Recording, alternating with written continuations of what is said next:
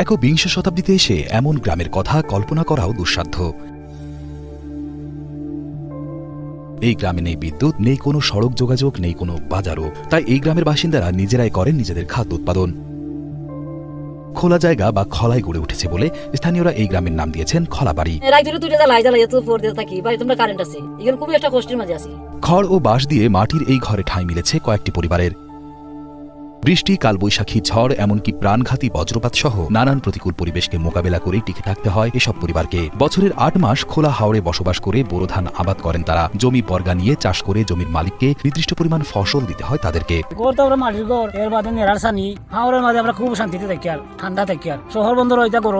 সুনামগঞ্জ সদর উপজেলার মোল্লাপাড়া ইউনিয়নের দেখার হাওরে এই খলা বাড়ির অবস্থান। প্রতি বছর জেলার বিভিন্ন উপজেলা থেকে হাওরের এই স্থানে বসতি স্থাপন করেন কয়েকটি পরিবার। বাড়ির পুরুষ সদস্যরা ৮ মাস বোরো ধান রোপণ, রক্ষণাবেক্ষণ, কর্তন ও শুকানোর কাজে যুক্ত থাকেন। অন্যদিকে পরিবারের নারী সদস্যরা বাড়ির আঙিনায় শাকসবজির আবাদ, গবাদি পশু পালন, রান্নাবান্নার কাজ এবং জ্বালানি সংগ্রহ করেন। বৈশাখের নতুন ধান তুলে বাড়ি ফেরেন তারা। কোনো বছর লাভ, কোনো বছর যায় খালি ধান লইয়া। তুইবার তো শুধু ধানটা লইয়া। গরু আছে ৩টা। খাবার জন্য চাল, শাকসবজি, এমনকি রান্নার প্রায় সকল উপকরণ নিজেরাই উৎপাদন করেন। ছোট কুড়ে ঘরের পেছনে তারা আবাদ করেছেন মরিচ সহ জীবন ধারণের জন্য প্রয়োজনীয় সকল শাকসবজি। ঘরের সামনের খোলা জায়গায় ধান মাড়াই, শুকানো সহ গোলায় তোলার আগ পর্যন্ত প্রক্রিয়াজাতকরণের সকল কার্যক্রম পরিচালিত হয়।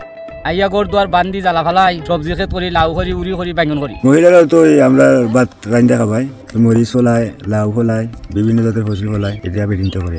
দোয়ারা বাজার উপজেলার পান্ডারগাঁও গ্রামের বাসিন্দা স্মৃতি রঞ্জন দাস কার্তিক মাসে পরিবার নিয়ে হাওরের এই পতিত জমি